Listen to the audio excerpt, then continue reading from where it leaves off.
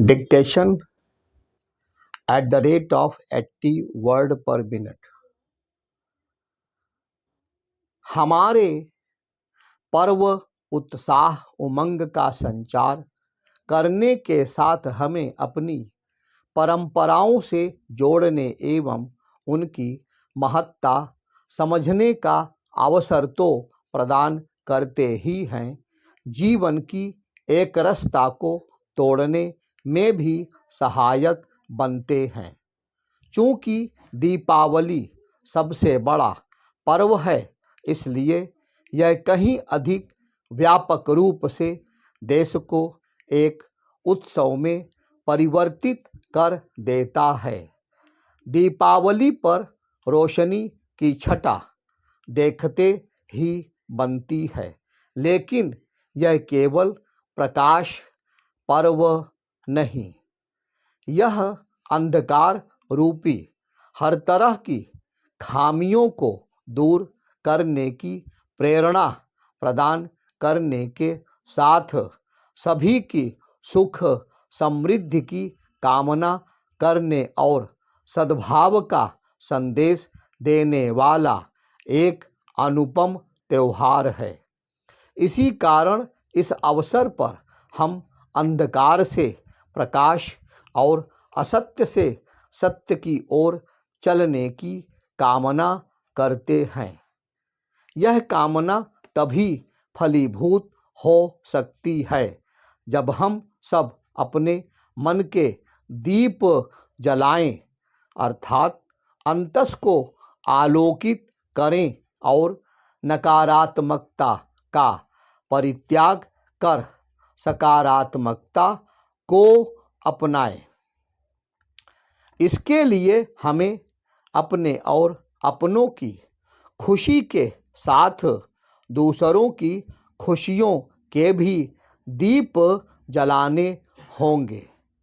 इसलिए और भी क्योंकि समाज और देश की चहुमुखी प्रगति तभी होगी जब सुख, शांति एवं समृद्धि का प्रकाश सभी तक पहुँचेगा।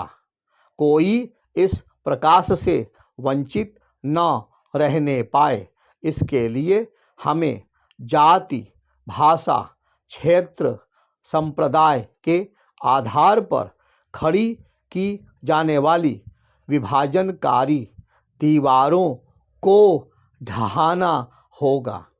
ये दीवारें अंधकार रूपी अवरोध के अतिरिक्त और कुछ नहीं। यह शुभ नहीं कि आज जब विश्व भारत को एक बड़ी शक्ति के रूप में उभरता हुआ देख रहा है, तब हमारी एकजुटता को प्रभावित करने वाली राजनीति सिर उठा रही है और वह लोगों को बांटने की कोशिश कर रही है। इस विभाजनकारी राजनीति से सभी को सावधान रहना होगा और इस संदेश को आत्मसात करना होगा कि सबसे पहले हम भारतीय हैं, फिर और कुछ। इसके साथ ही हमें इसकी भी चिंता करनी होगी कि जो वंचित हैं और विकास की दौड़ में पीछे छूट गए हैं, उनका भी उत्थान और कल्याण हो। हम समृद्धि के कुछ टापू निर्मित कर सक्षम देश नहीं बन सकते। हमें मानव मात्र के कल्याण की कामना करने के साथ ही पर्यावरण की भी चिंता करनी होगी, क्योंकि हमारी संस्कृति हमें यही सिखाती है। यदि आज हर तरह के प्रदूषण ने संकट का रूप ले लिया है, तो इसीलिए कि हम अपनी संस्कृति के मूल मंत्र को विस्मृत कर बैठे हैं।